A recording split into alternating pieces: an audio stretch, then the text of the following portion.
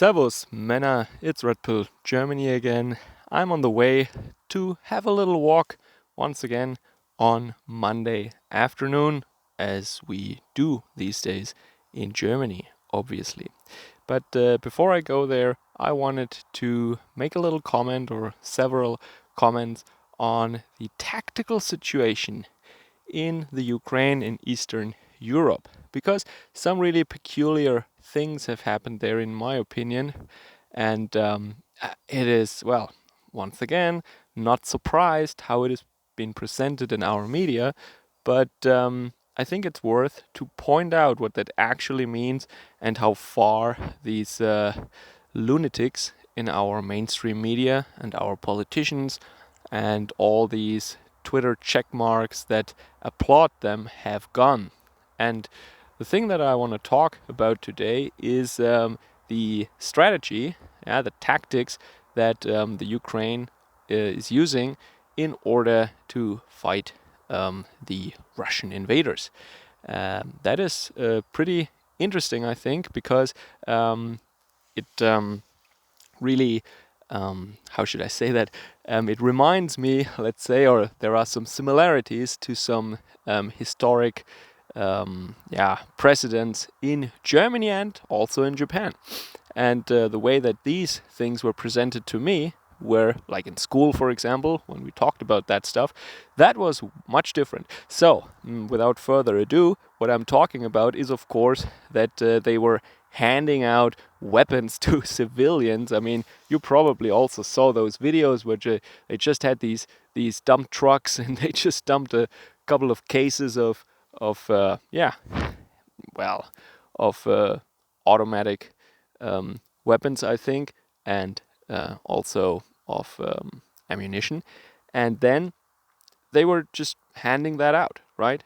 And the result. And once again, I mean, I don't really know if we can trust all these reports, and especially in the mainstream media, there are a lot of instances, especially in Germany, where newspapers are reporting about this and that city and this incident, and then the picture they choose is from 2018 or from a different country or from the opposite side that did something. So once again, take everything with a grain of salt, but they don't deny that, and it's their. I mean, they all already said that they armed the population, basically. So that this is not disputed by anyone, and also that they handed that out at just people on the street. And the reports that we're seeing right now, that I've seen from several sources, is that there is of course fighting, and a lot of this is probably gang violence or looting and stuff like that. And this is of course predictable. Yeah. So these criminal elements, they're now armed, and that is something that the government in Ukraine did. Yeah. And of course, the intention is that the population should be armed. And I don't want to, be understood wrong here. Let me say one thing very clearly. It is, of course, to be expected that they're engaging in these partisan strategies when they're facing an army that is much bigger and much better equipped, such as the Russian army. Sure, I get that. I would do the same thing. However, didn't they have time since 2014 to prepare some kind of militia system or have some drills, like taking able-bodied young men and organizing them in units and have at least one drill a week or a couple of drills a month and have some lists and some, train some maneuvers, strategies, and how to operate the equipment? Why just, now that things are rolling, panicking and handing out these things to just random passersby on the street, as it looks like to me?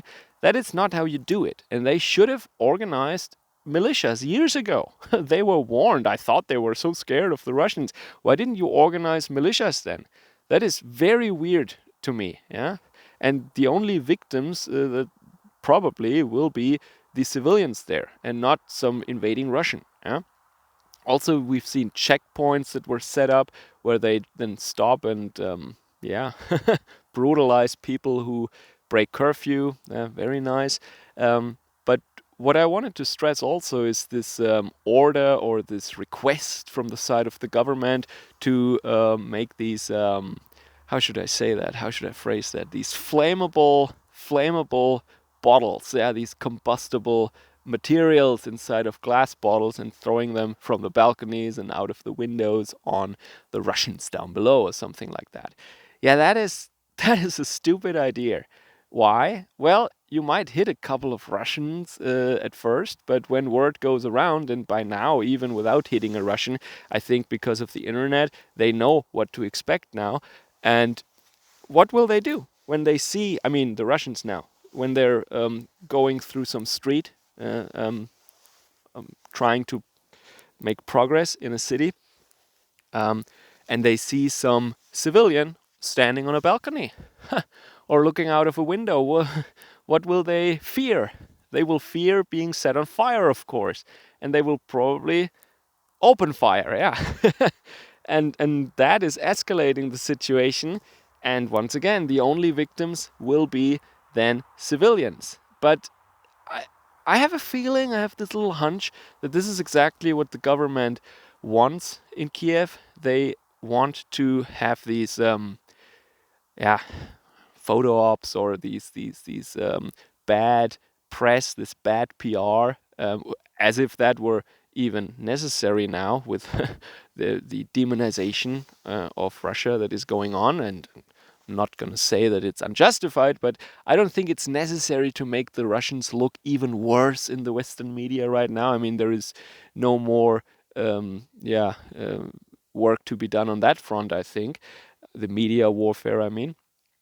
And then there is another thing, of course, I would just briefly want to mention it, that they station troops and military equipment like artillery in housing districts in residential areas. And that is, of course, I mean, I remember still when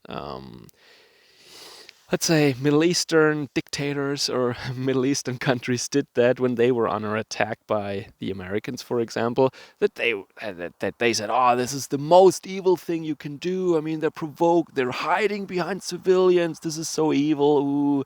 But about the first 2 points, what I wanted to mention is I told you that this reminded me of some historical precedent, and that is the following: like in the end of World War II, when Germany was invaded, when the war was lost, and the regular army was no longer able to defend Germany, there were these very very young people, right?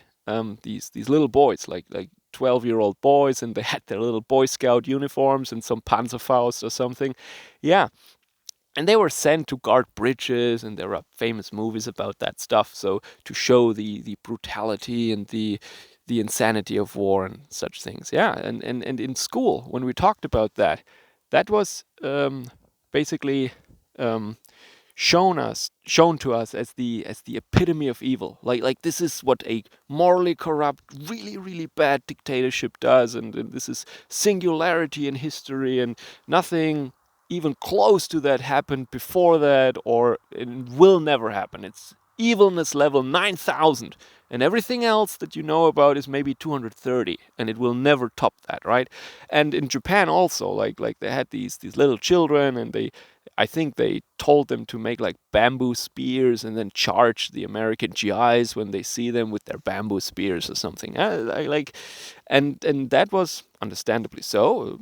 Yeah, we were told that this is evil. This is what evil, corrupt, governments without any principles do. How they hide behind little children, and how they want to provoke more civilian casualties and stuff like that. Now the big hero is doing it. Yeah, the president of of the Ukraine. He is treated like a hero now. He is applauded everywhere in the media. He is the man of the hour. He's the golden boy. Yeah, but he's doing stuff that I was always told is evil when other people do it.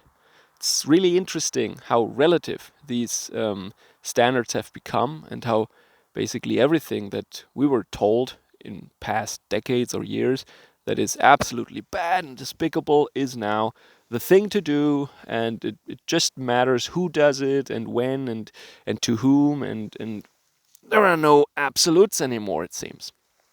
All right, so I have to get going now. That is just the comment I wanted to make. And in a future video, I will talk about how Germany now will rearm and we will become a great military power once again. That's in my next video. That will probably be more interesting. A little more information about Germany then. See you later. Servus, Kameraden.